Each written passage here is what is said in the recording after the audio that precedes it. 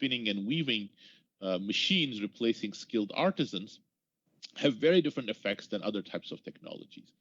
To shed some light on that, here again, for the same two periods, I'm showing how the US labor market has been affected by different types of technologies. The dashed line here is the displacement created by automation technologies.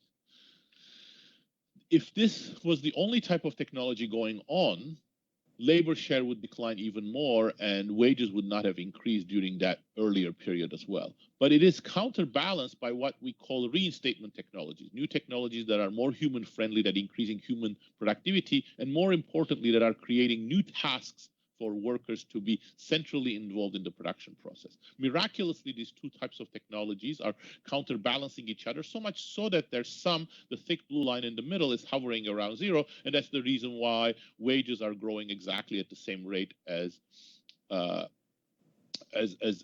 productivity and GDP.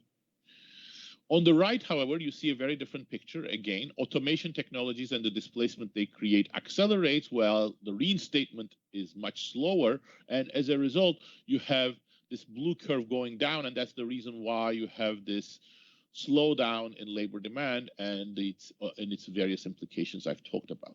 Now, this is a little abstract, but if you want to get concrete, let's focus on one quintessential example of an automation technology, robots. Robots are central for modern manufacturing and have been the greatest thing for manufacturing in Germany, Japan, South Korea, or even in the United States, where there have been significant productivity increases. But in the spirit of what I have said, which is that not all technologies create benefits for everybody, you see that in places where there have been more robot adoption in the US, you see lower employment, lower wages. So for example, in this figure, I show that across 722 commuting zones, local labor markets in the US, the more robot exposed a commuting zone is, the lower its employment. And this is not confined to, but it's consistent with what has happened with the industrial heartland of the United States, in Detroit, Lansing, Cleveland. And of course, these are also the places that have lived the most disruptive social consequences of technology and economic change. Now, AI may be different. AI is not the same as robots. As a broad platform, it has the capacity to complement humans. We can do many more things with AI, and in fact, using Microsoft Teams or Zoom is one of the applications of AI-based technologies that is actually quite complementary to humans. We would not be able to speak to each other from such distances during the pandemic without these technologies. However, AI can also be used for automation, just like robots. And in fact, recent research I have with Joe Hazel, David Outer, and Pasquale Restrepo shows that exactly the same types of business model has driven AI adoption, and AI has replaced workers at low and middle skill occupations with similar implications. Why this bias towards automation? Why aren't we doing more in terms of the counterbalancing reinstatement technologies and so much on automation, including using AI for automation? There are many reasons for this, including the business models of large companies, global competition that has forced firms to cut costs, but also we have adopted left, right, and center in the industrialized world, and also developing world, I might say, technologies that have favored capital at the expense of labor. So here what I'm showing is the implications of the US tax code. What you see is that US labor is taxed at about 25% a year. Capital, equipment, and software are taxed much lower. But more importantly, since 2000, US taxes have become much, much more favorable towards capital for a variety of reasons, including very generous depreciation allowances. So capital is now taxed at less than 5%, about 15% lower than in the 2000s for software capital especially. And this encourages excessive automation because firms are being subsidized to use machines instead of labor. Is all of this a US phenomenon? No. You see exactly the same trends in other countries, although some of its details are different. For example, because of stronger labor market institutions, you don't see real wage declines in France or Italy or Denmark. But what you can see is that the elimination of jobs that are associated with the middle class that are most at the crosshairs of automation, production jobs, blue-collar jobs, assembly jobs, clerical jobs, and some sales jobs is very common. And those are the ones that are shown in red, the middle third of the occupations, and they have disappeared everywhere. Now, you might also think perhaps some of this is inevitable, and it's not so bad after all, because our future prosperity depends on these new technologies. Unfortunately, that presumption would be wrong on both counts. It isn't unavoidable.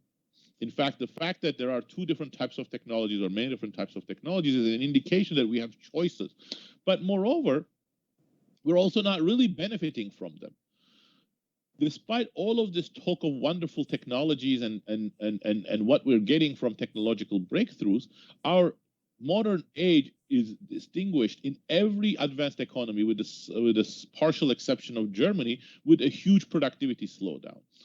If you look at total factor productivity, the best measure that economists have for how much we are getting from productivity in terms of generating broad prosperity, that was much higher, around 2%, sometimes even 3% in the decades after World War II, and it's now fallen quite precipitously and hovers around 0.5, all of these amazing technologies notwithstanding. This is not a US phenomenon.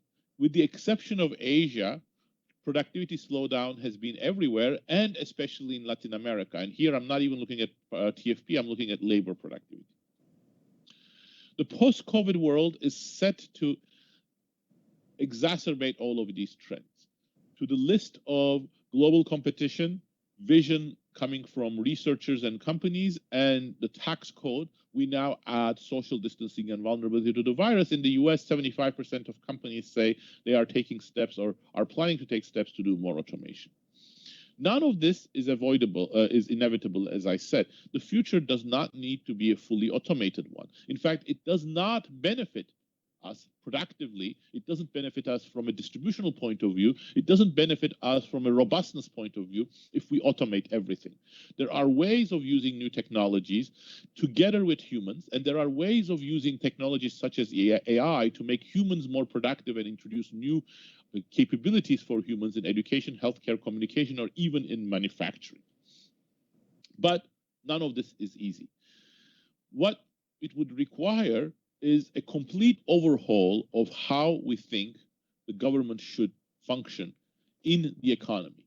It's something that I call welfare state 3.0. New responsibilities for the state, not just for combating inequality, climate change, pandemics, security, but actually the state playing a role in the regulation of technology. What that means is that the state will have to have a perspective that not all technologies that private companies want to adopt have the same social consequences. This is not unheard of. The state has played this sort of role in many parts of the Western world during the epoch around World War II. We would not have had defining technologies such as antibiotics, nanotechnology, sensors, and even the internet without the state playing a leading role in setting the agenda. But even more tellingly, in the area of renewable energy, the government has taxed fossil fuels in many countries, and in every country in the Western world, it has subsidized the creation of renewable technologies from solar, wind, geothermal, carbon sequestration. And thanks to that, in the space of about 30 years, we have brought renewable technologies that were extremely expensive to cost effectiveness with fossil fuels. So the government does, in an ad hoc manner, regulation of technology, but what I'm calling for is a much more systematic way of doing it and taking its social consequences when it comes to such things as AI, robotics, or how we use our knowledge base and energy when it comes to new technologies that are going to redefine the production process.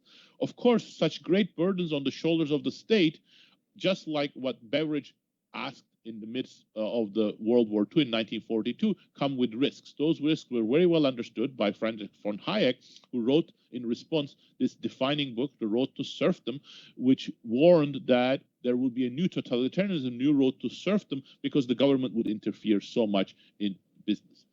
Well, as it turns out, that's exactly the sort of issues that James Robinson and my new book, The Narrow Corridor, tries to tackle. And the center of that book is this conceptual framework, which I will summarize in 30 seconds in this figure, that we really need to think about the power of state and power of society. In much of history, we've had the states becoming very weak and not enough rule of order, or in much of the society, in much of history, we've had despotic states that are too strong relative to society. But in the middle, there is this intermediate situation where state and society are in balance. And that's what we call the narrow corridor. And in some sense, when you looked at it from this perspective, the concerns of Hayek make sense.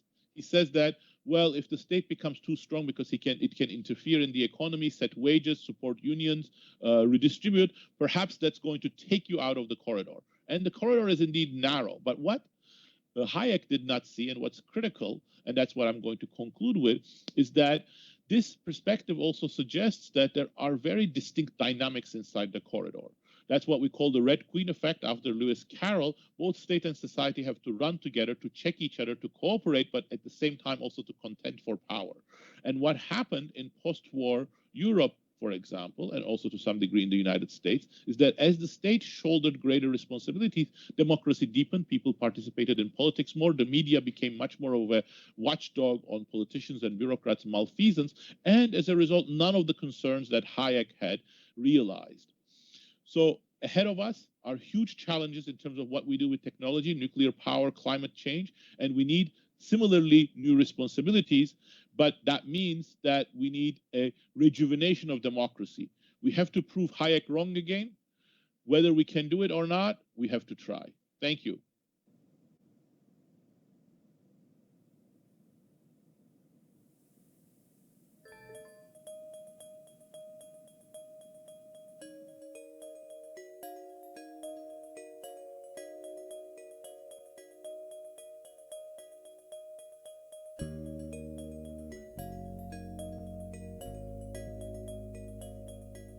Para que no se sientan solos cuando no le ponen on al computador, ahora le puse off al micrófono. Agradecemos mucho a nuestro primer invitado, que como ustedes saben es un verdadero rockstar de la economía, un referente en el estudio sobre desarrollo y crecimiento. Una conversación que parece urgente en un momento en que el mundo completo atraviesa una de las más grandes crisis económicas. Tantos sectores que están desapareciendo mientras emergen otros. Necesitamos también una conversación sobre los modelos económicos que ya ha sido instalada por algunos sectores académicos y de la sociedad civil en el mundo, principalmente en Europa. Este economista turco, actualmente residente en Estados Unidos, es profesor del Instituto Tecnológico de Massachusetts y ganador de la medalla John Bates Clark en 2005, además de uno de los 10 economistas más citados del mundo. Te queremos agradecer mucho tu participación gracias a su último bestseller, ¿Por qué fracasan los países? Daron Acemoglu ha dedicado su trabajo para ver cuál es el rol de las instituciones, del clima político, de los avances tecnológicos y la ciudadanía. Distintas notas en el marco del Congreso Futuro han destacado todo lo que ha hecho. Ahora queremos recibir en este panel que habla sobre las nuevas perspectivas a Dagmara Wiskel. Es artista polaca, residente de Antofagasta, que se ha destacado con proyectos de arte contemporáneo donde aborda distintos